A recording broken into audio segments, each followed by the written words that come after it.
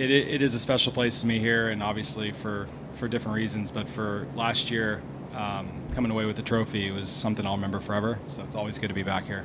Yeah, we originally were flying out Monday morning out of Augusta, and then obviously everyone's seen the news with all the flooding and the hurricane through all the southeast. So on my level, I feel for all the people in Florida and South Carolina and North Carolina, but directly the people of the CSRA in Augusta where I live is it's pretty devastating, really, to not only like see it but experience it, and place you call home. It's really sad. So it was a long weekend. We got out of town a little bit early just to keep the family safe, and there's still no power and water in a lot of areas. So my thoughts are directly with all people I call friends and family at home, and hoping everybody stays safe still. And then I've seen just amazing neighborhood and neighbors kind of gather around each other and helping in any way possible, and it's just such a great community. And this week we're going to be, Henrik Norlander and I, that we call that home there, we're going to be doing a Birdies for Augusta.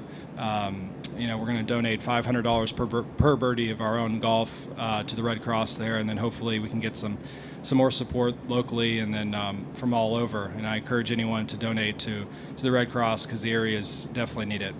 Henrik came over early as well. He drove from Augusta to Jackson with his family, and obviously, when you have young children, just keeping them safe and out of harm's way is the biggest priority. So we were I think we were on the same page as far as like we need to do, give back in any way we can. And obviously there's a lot of people that are in privileged positions to give back. And I feel like that's always kind of called upon in that, especially in hard times like that. So we had dinner last night with our families, and we just kind of came up with it together. I think it was something we both, had in our hearts that we wanted to help support Augusta. And this is the best way we know how right now.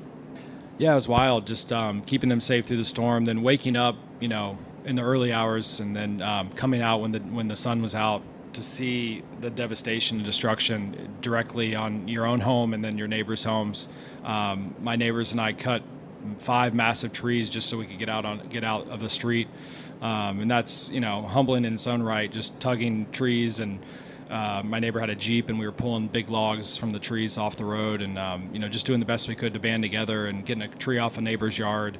And that's everyone's dealing with that in their own right. And it was just, in a sense, it was great to see everybody come together, but in a sense it always felt like that's what you have to do in that moment.